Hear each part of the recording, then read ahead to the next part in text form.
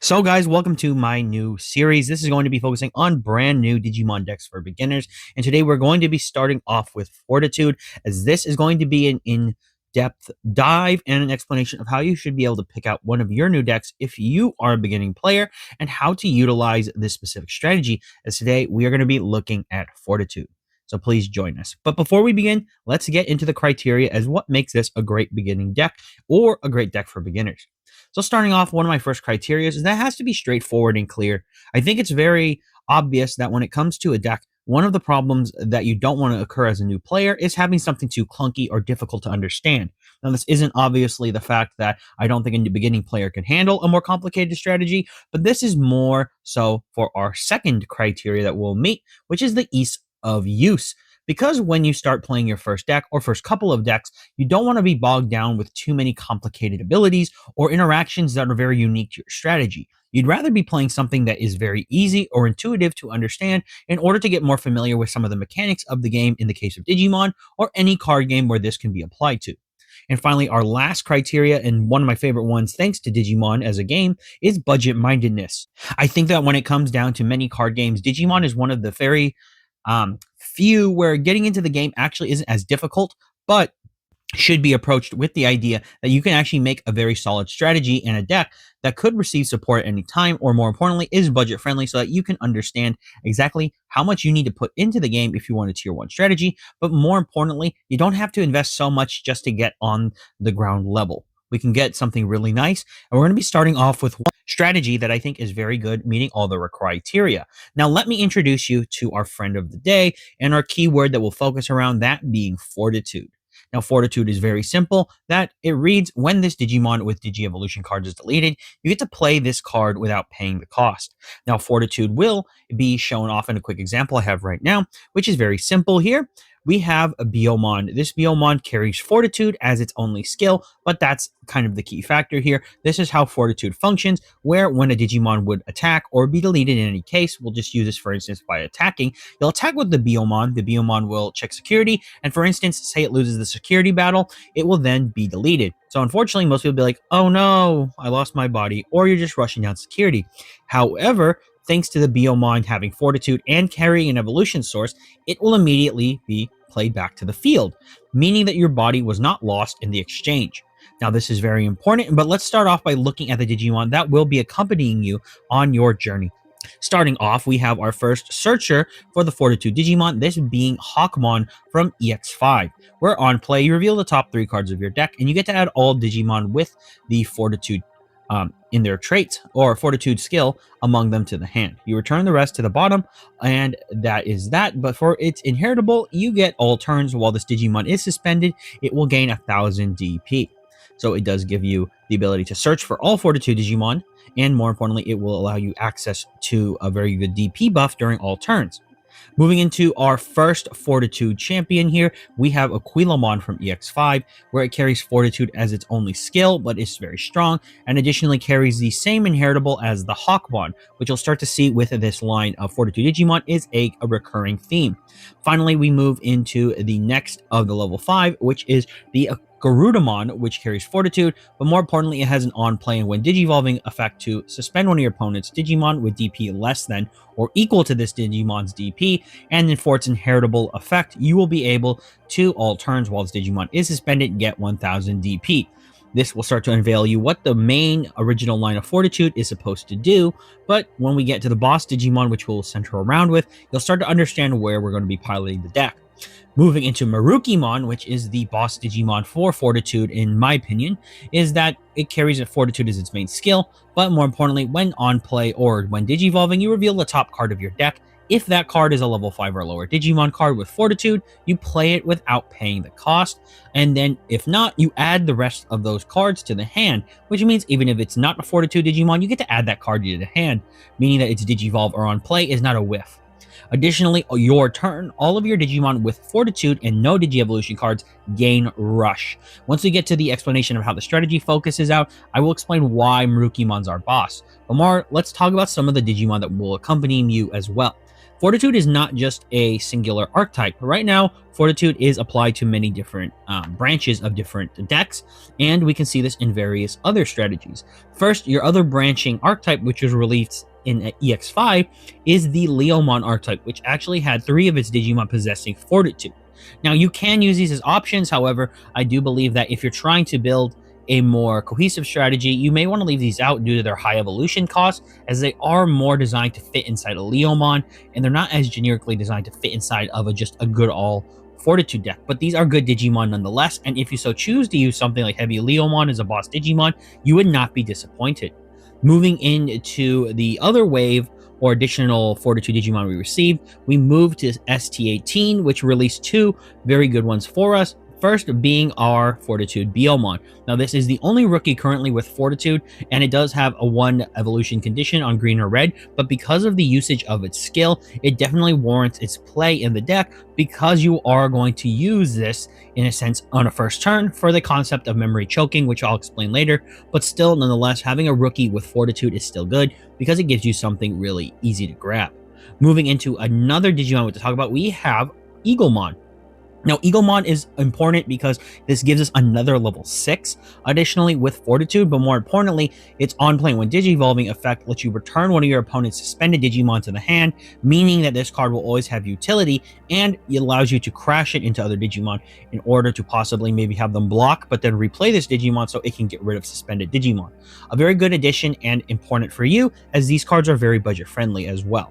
Moving into our next Digimon, which I actually have a few, as EX8 will release us 3 more at the current time of recording, we first have to look at Mega Kabuterimon, as this Digimon, which is designed for both Nature Spirits and the Insectoid deck, actually carries Fortitude, which is huge for us, because this is another level 5 that generically has Fortitude and has 2 really good effects. Being able to have an all turns effect while it's suspended, giving you 3000 DP, making it very hard to get rid of this.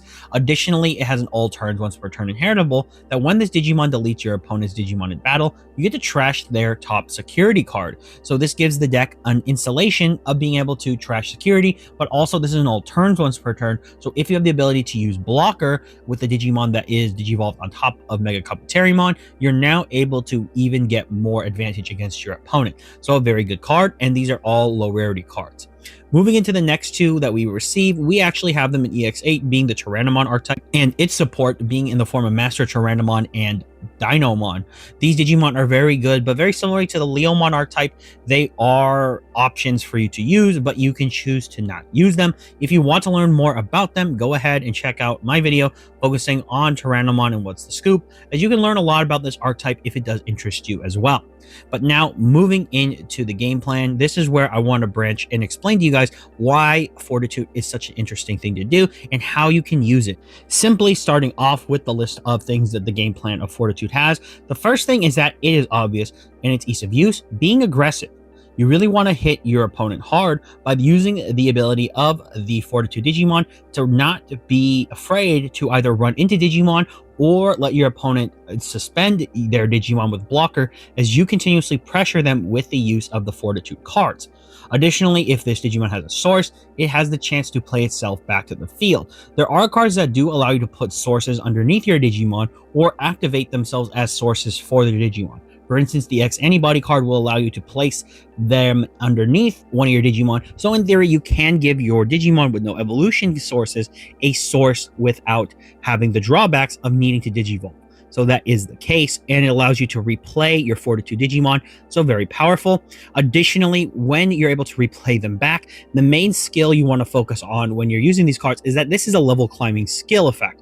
And what I mean is, when you delete your Digimon through, say, a security battle on your turn, when that Digimon is replayed, on the next turn, if your opponent chooses to not get rid of it, you can choose to Digivolve up, giving the Digimon that you just Digivolved into the ability to use its Fortitude if it gets deleted by your opponent, but then allowing you to continuously loop up slowly through the use of the Fortitude skill, as your opponent can never truly delete your Digimon without the risk of you just bringing them right back, so you can continuously build the stack. Additionally, Marukimon is the main piece of our pressure, and it does add a lot of the levels. As you're starting to see, what Marukimon does is it gives all of your Digimon who have happened to come back with their Fortitude ability the ability to rush your opponent. This is huge because now Marukimon is now applying a lot more pressure to you, and thanks to the waves of support we received, having a rookie in the form of Beomon I think is a fantastic tool, as in theory, if you have at least 3 memory and Marukimon, you can now bring out Beomon and swing for the fences because it does have rush. And the main focus we need to do is additionally having the ability to have those no source Digimon put pressure gives Marukimon the main focus of your deck, as once you've established Marukimon, you're starting to basically pressure your opponent by having any Fortitude Digimon enter play and now be a problem for them. Now, when we're talking about the other part of the deck, I want to talk about the additional engines you can use, because unfortunately, since we still are lacking some cards, you can fulfill a lot of the requirements you need to build a deck, which is 50 cards, with other strategies.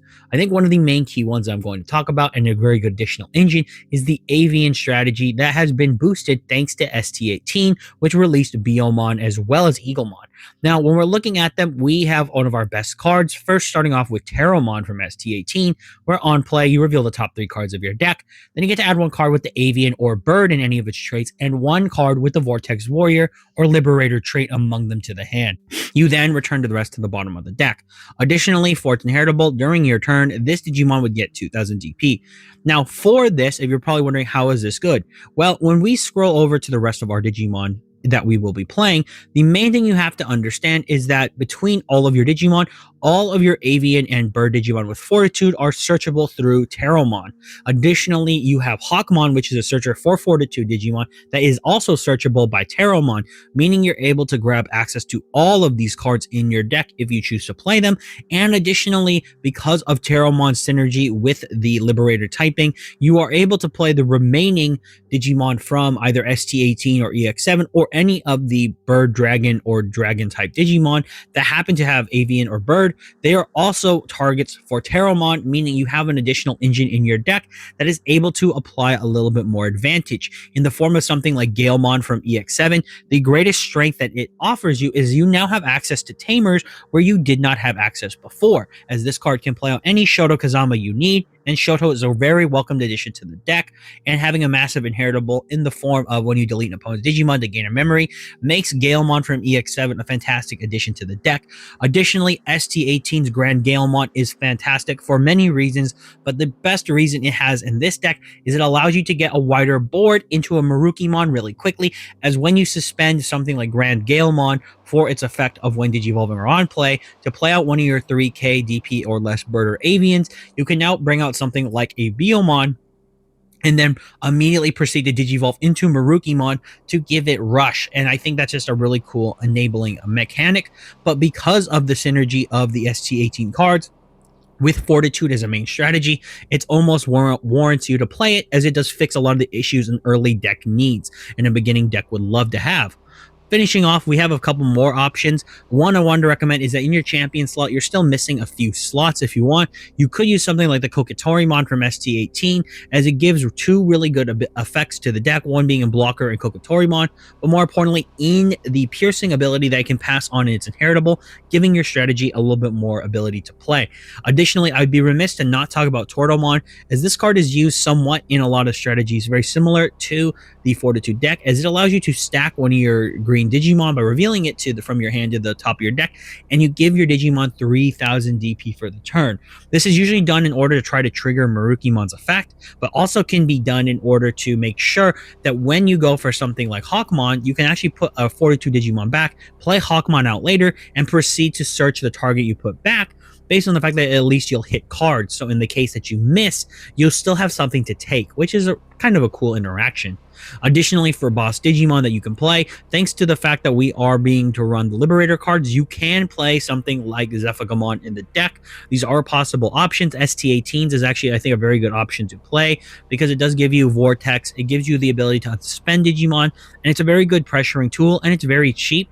Additionally, going into the Shotos, I think this is actually a fantastic tool that this deck can utilize a lot better than others, because when you play both of the Shotos, although Shoto Kazama from EX7 is a bit more expensive, the advantage you offer both of your decks is insane. Starting with the memory setting Shoto, its ability to allow you that when you are any of your Digimon attack your opponent's Digimon, you get to suspend the tamer and then change the attack target to one of your opponent's Digimon or a player. This basically means that in the time that someone chooses to block, if you're attacking, you can then use this to redirect, or you can redirect into other Digimon to force your opponent out to do things that they may not have to, or just simply say, I'm going to attack you, making them think that you might want to run over their Digimon, and if they don't have a blocker, they might not be expecting that. Additionally, Shoto Kazama from EX7 is important because it sees so much play in every other deck, or in a lot of decks, because of how powerful it is. By at the end of the turn, you get to suspend it and give one of your Digimon piercing and blocker until the end of the turn. Additionally, since you're playing Zafagamon, you can use the additional ability that if you have the Vortex Warrior trait, you can unsuspend it. But the key thing I want to talk about with this Shoto is that it can give something like Marukimon blocker or Egomon blocker in order to force your opponent, if they attack, you get to suspend it, delete it, and then bring it right back. The point is now you're giving yourself defense and you're able to play this card in the deck, and it's not a brick. So it's very good to run both of those. But now we're going to move into how to play so we can wrap up exactly how this deck works. So going into the how to play, this one's rather quick because Fortitude's obviously very easy to use. Starting off, what you can do is that one of the main things I was talking about before is that Biomon, although having a 1 evolution condition does seem kind of bad for some decks, the main thing you want to do with this deck is it will allow you to memory choke, making the pace of the game go to where you want it to be. So Digivolving, say for instance, Biomon into the raising, you'll just pass a memory. Some people would think, oh, you didn't accomplish much. However, what you accomplished here is now forcing your opponent to have to make the pace. They have to start giving you more memory, or we have to play the back and forth of who gives the least memory. This is actually a very solid strategy. Additionally, what Biomon can do, and why the reason this is an important rookie to play, is that on top of something like Argomon, for instance, will showcase its strength. Now, there's always been a joke that when people swing with rookies and want them to die, they have jamming, and they always seem to not be defeated in security battles. Biomon is a Digimon that you could care less if it dies or stays. And the main reason is this. If the Biomon swings and happens to die, you'll obviously be able to get it back. And the key factor is you've not lost anything and you've effectively taken out a security. However, for your opponent, when this Digimon swings and happens to survive, this leaves a tool like the Argomon to be used, as what happens now is your opponent can choose to get rid of Biomon to get to play itself back. However, they may decide to say, well, I'll leave it alone. Now, the reason you would play Argomon as a possible egg is that when your opponent does this situation, you'll immediately be like, oh, well, here we go. At the start of your turn, you can end your turn with playing a Tamer, and it doesn't really matter. You pass the memory to them. They're now wondering what to do, and they'll just pass you back memory and be like, oh, this is easy. I'll just give them 1 memory. Now, when you unsuspend Biomon, Biomon can use Argomon's effect because it's unsuspended during the unsuspend phase and net you an additional memory. I wanted to show this off because the main focus you want to look at is that this is how you can turn one of your little mind games on with Fortitude, as your opponent may be a little bit hesitant to not want to get rid of your stuff because it'll just come right back. So I don't want to waste resources or attacks on it. Additionally, when we move into other situations, we're focusing on something like Aquilamon, for instance. This one's just to show you one of the interactions you can use. Aquilamon has survived. It has checked security, and you're now passing your turn. However, your opponent, assuming that you probably have no other plays, is going to get ready to try to deal with your threats by maybe attacking over the Aquilamon. However, we have Ace Digimon in the game, and we can use them to effectively respond to your opponent if they try to remove the Hawkmon or the Aquilamon and say, well, we've gotten rid of the threat. Even if it comes back, it won't have any sources, so I can deal with it again. So they go ahead and do that. Maybe they suspend it, or they try to just attack. You can attack unsuspended Digimon. You then have the way to respond by saying, I'm going to blast Digivolve with Lilymon Ace, and now Lilymon Ace can deal with Digimon. Additionally, this can happen while Lilymon Ace is suspended as well, obviously, in the case of like if you survive a check. But the point is, you're able to use it as a defensive tool, and your opponent may not be expecting Ace Digimon, so you can use them as well. Additionally, we have setups like this to show you how powerful something like Grand Galemon is. As Grand Galemon, when you go ahead and Digivolve into Grand Galemon with, say, the Shoto, you'll then go ahead and use its effect to simply go ahead and play out, say, Hawkmon, right? Hawkmon then can search. Additionally, maybe you don't need to, but play it out anyways, and you have the Zafagamon. You can go ahead and go into the Zafagamon here and use the Zafagamon skill to go ahead and suspend down your Hawkmon, and now you have an ability to attack your opponent with Zafagamon.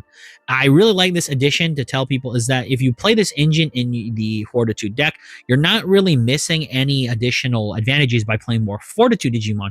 In essence, what you're doing is now pressuring your opponent to have to deal with the Fortitude deck, but more importantly, the Liberator Strength.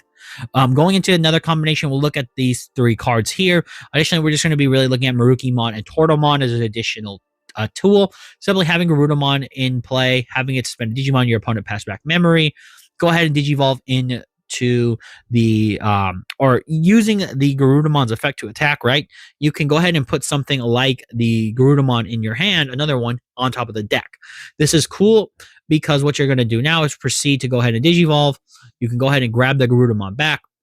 Additionally, if there's a Garudamon on the top of your deck, which is kind of the message here, you'll go ahead and play it out through the effect of Marukimon, and now you're able to swing.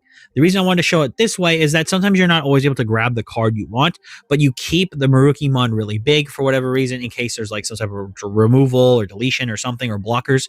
But pretty much that's one of the big plays of the deck in additional ways. But let's go into how to powering up the strategy and how it works.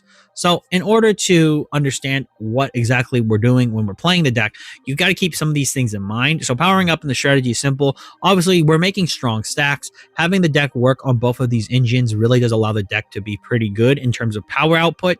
Additionally, if your opponent can dial in and kind of deal with your Fortitude Digimon, you want to have a pivoting strategy, because I do think some decks, when you're a beginner, is fantastic and able to allow you the ability to try a different way to win, because your opponent may be expecting you to just stick to one strategy, and then all of a sudden they're not ready, which I showed with the Zafagamon. That card with the Liberator cards can really do a lot of damage, and your opponent might not be prepared. Additionally, you want to be able to have as many good search pieces for your deck. So in the case of something like Terromon, it searches for everything you kind of want in your deck outside of a few cards. But additionally, it's a good searcher because it's just adding a lot of consistency to your deck that it wouldn't have otherwise. In combination with something like Hawkmon, you're aiming for Fortitude Digimon, you start to see those pieces be grabbed. Additionally, when we're looking at it, you supplement the Fortitude with Digimon with powerful inheritables.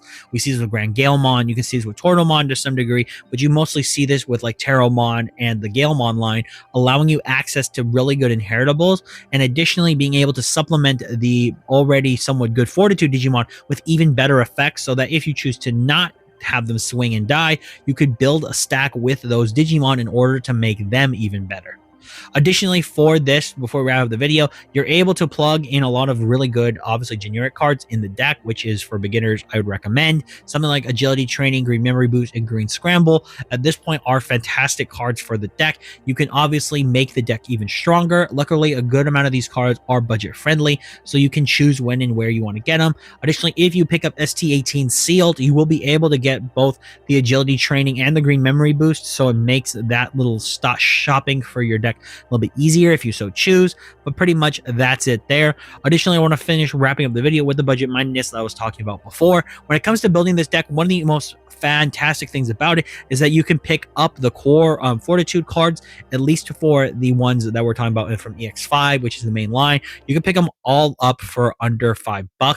The amazing thing is that Marukimon is your most expensive card from those sets.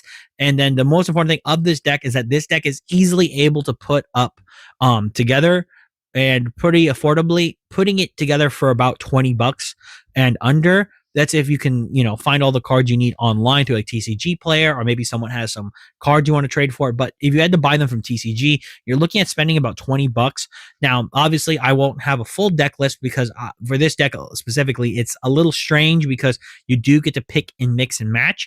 But for the core cards, like I said, it's very cheap. You're talking about under like at most $6, $7. And that's including all the stuff from ST18. That's including all of the cards from EX5. This doesn't include the stuff from EX8, by the way, and it doesn't include your Shoto Kazama from EX7. But if you're talking about just your memory fixing Shoto, that one is definitely affordable. It's very cheap. And then for some of your other cards, they are very cheap as well. Like I said, luckily, most of the Fortitude Digimon are low rarity. So if for something, even like if you choose to play the Leomon line I mentioned before, or even thinking about mixing the Tyrannomon line into this deck, you're not looking at spending too much unless you're playing something like Dinomon. Otherwise, everything is relatively affordable and very easy to play.